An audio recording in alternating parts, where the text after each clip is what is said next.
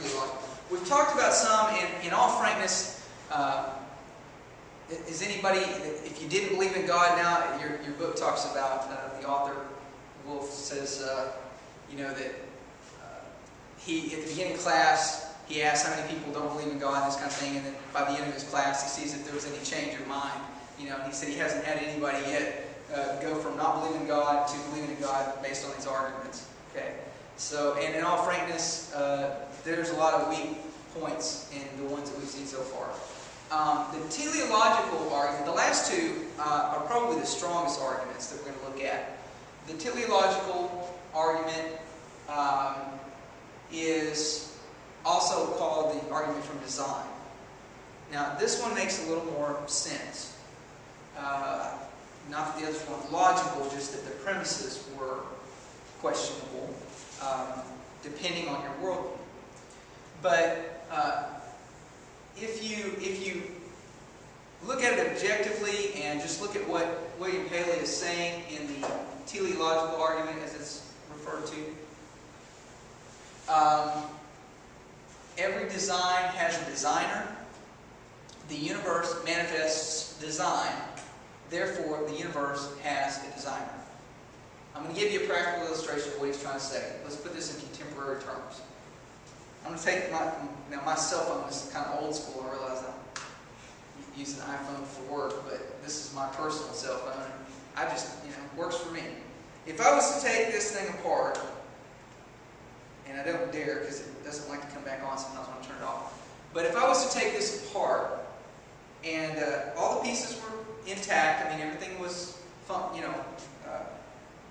it's still in good condition. There was no problems with the parts, and I put it in a box, and all the little pieces to my cell phone are in a box, and I shook that box up. How long do you think it would be before I had a functional cell phone again? How long would it take? Till you put that together, right? No, I'm shaking the box up. I'm just shaking it, and you know, I'm waiting for the coincidence of all those pieces coming together. Okay, two say it wouldn't happen. It's possible, though. It's possible, right? Like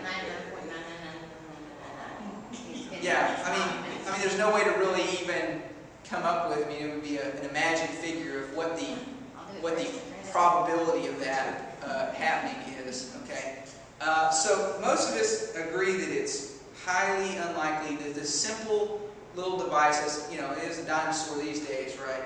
This simple little device, as we see it, it has, you know, we just take a few pieces out of it. We don't have to take we don't have to cut it up or anything. We just take the components apart, take the battery out, all that. Okay, that's simple. That's simple of coming together.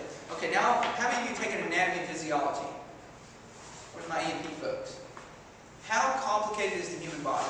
Very, extremely. More complicated than this? Absolutely. Okay, and that's just a little part of the universe. Then we got the whole rest of the universe besides the human body. All right, that's Paley's argument. What are the chances of all of this coming together in a functional way without something intelligent driving the whole thing? That's really all he's saying. It's about as likely as me taking my cell phone apart, putting it in a box, shaking it up, and hoping that 3 billion years later it comes together as a functional cell phone again, after the battery's dead and never going to work. Alright? That's basically his argument in a practical, contemporary terms. Well, isn't that where evolution comes in? Well, and that's exactly the point that I'm kind of making, is that with the evolution model, again, it's the design, it's the function of it, what's driving that to work so well. And also, it just happens like all the material stuff. Let's say all the material stuff is here in the universe. Simple question: how many of you take biology? Everybody, right? You graduate high school, so you take some. Okay. What is one of the interesting things about the characteristics of all biological entities? What is one of the things that constitutes being biological? It's alive, right? To be biological means it's something that's living and reproduces, right? Where does a biological entity come from? Oh, well, where did you you come from? As an individual, where'd you come from? My mom. Right, your mom. Yes. And there was at least a sperm donor involved, right? Okay. I hope so. All right. So you have mom and dad, and where'd they come from? Mom and Grandparents. Right. Okay. The point is when have you ever seen life come out of non-life? Have you ever? The actual theory is that the first organic molecules were synthesized because of things that make up a basic biological thing, and then all the radiation and lightning and stuff that was on hold. It's funny, we've been around all these thousands of years and we haven't seen it happen again. Interesting, isn't it? Well, the circumstances aren't right. I mean, Okay. the rocks are full of minerals, and then it rained for who knows how long on hot surface and electrical impulses and everything. Because we evolved from rocks, you know. There's not all the Evolved from radiation. rocks, is that it? That's pretty much it, because the rain came down. No, I don't believe in evolution. Okay. Well, That's I've got an argument about that. No. okay. Not only does it have to happen once, There's only four types of evolution. The only one that's correct is microevolution. That's pretty much how I look at it. That's a good point. I mean, No, complex it's just theory. That's not Yeah, so something had to be asexual to begin with, like a worm, and produce a male and female at some point. Micro. Okay. Something that was able to produce out of itself, and then it produced a male and female. Is that what we're saying? 20 years later. Okay, I'm asking. I wasn't there, so. That's what I'm saying. That's true, because we've seen everything else is just theory. Okay. Yeah, and you bring a point I haven't thought about, that initially everything's with human beings comes from, and even your other primates and so on. You've always got the male and the female, and with the evolutionary model, it had to have come from, it had to be only one gender in the first place. So interesting point. Good point. Okay. So everybody understands the argument from design. We're talking about the whole complexity of the universe, not just the human body. We're talking about the whole thing. I mean, if you're complicated, look around.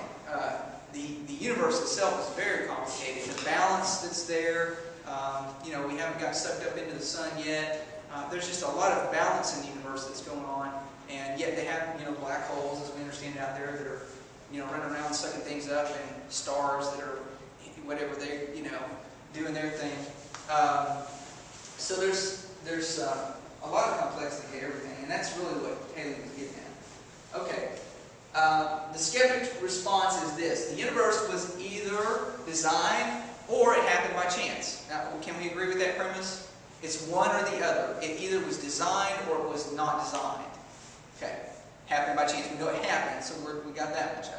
Okay, chance is an adequate cause of the universe. It is. Just like there is a possibility that I shake that box long enough and all of my cell phone pieces are going to come back together and I'm going to be able to pick it up and make a phone call. Okay, there is that possibility of shaking up and those pieces just happen to fit right out of pure coincidence. Okay, so chance is an adequate cause of the universe, is the skeptic's response to this. Okay, therefore the universe need not have been designed.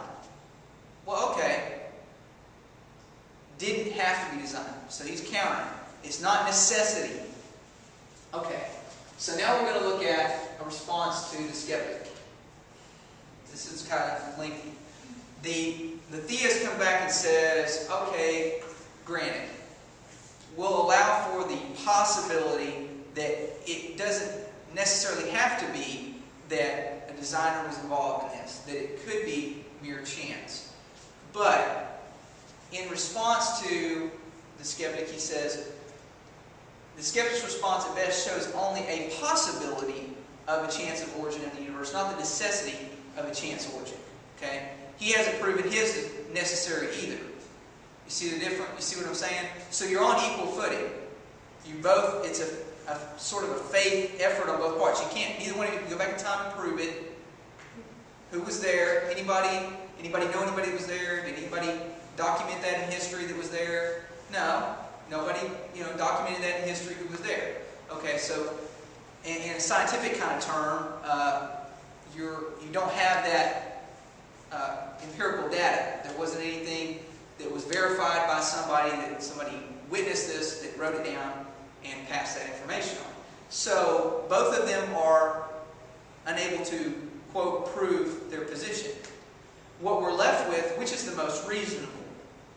Simply because it's logically and mathematically possible for the universe to have taken its present shape without an intelligent cause, it does not unequivocally follow that it actually did so.